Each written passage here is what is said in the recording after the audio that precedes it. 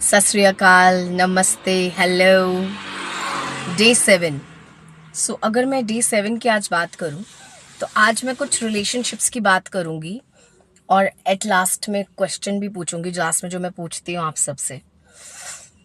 तो मुझे लगता है हर इंसान के लाइफ में बहुत सारे रिश्ते बनाता है इंसान, जैसे कि हस्बैंड वाइफ का रिलेशन, ब्रदर सिस्टर का रिलेशन, भाई बहन का रिलेशन हो गया, बाप बेटी का रिलेशन, माँ बेटे का रिलेशन, सिमिलरली बेटियों के साथ अपने पेरेंट्स का रिलेशन, और ऐसे बहुत सारे रिलेशंस।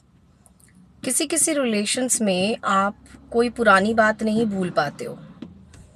जैसे अगर मैं एक हस्बैंड वाइफ का रिलेशन उठाऊं तो हस्बैंड आके कंप्लेन करते हैं अपनी बीवियों से कि तुम रोज पुरानी बात लेके बैठ जाती हो, आगे बढ़ो।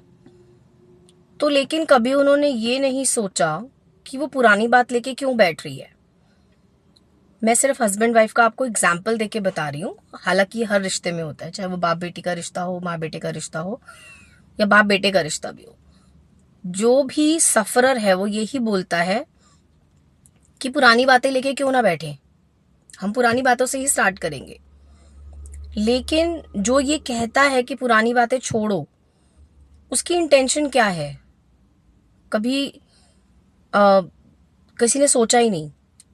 तो मैं आपको ये बताना चाहती हूँ कि जब कोई वाइफ ये बोले कि आप मुझसे बात करिए इस पुराने टॉपिक के ऊपर, तो इसका मतलब वो चाहती है कि आप पहले उन पुरानी बातों को रिजॉल्व करिए, क्योंकि वो पुरानी बातें कभी रिजॉल्व हुई ही नहीं, उनको एड्रेस ही नहीं किया गया।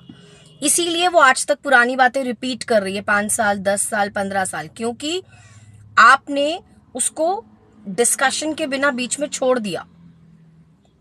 वो इसलिए हुआ क्योंकि या तो आप उस कॉन्फ्लिक्ट से डरते थे कि अगर मैंने ये बात छेड़ी तो ये कॉन्फ्लिक्ट हो जाएगा, या आप लोग ये सोच के डरते थे कि conflict can result to an argument in which can result to a breakage of relationship.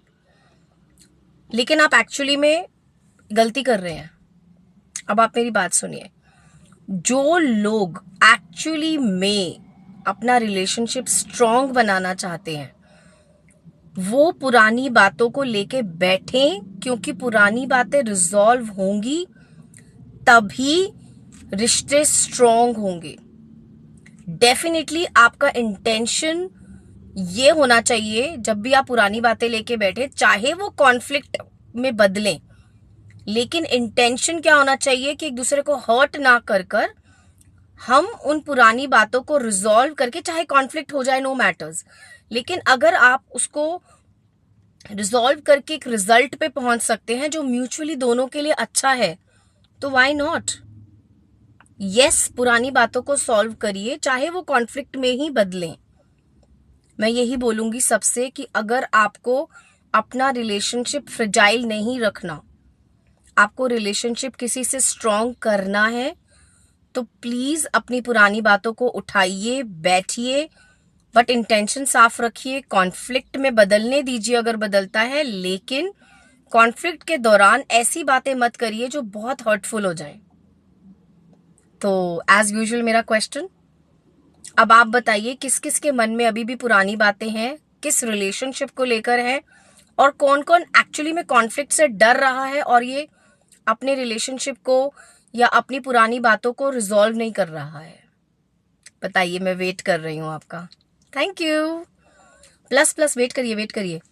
अगर आपको मेरे टॉपिक्स अच्छे लगते हैं, अगर आपको मेरी भी कही बातें अच्छी लगती हैं, आपकी लाइफ में कुछ चेंज ला रही हैं, तो मेरे चैनल को लाइक करिए, सब्सक्राइब करिए, शेयर करिए, और कमेंट तो प्लीज जरूर करिए। मैं कमेंट का वेट करती हूँ।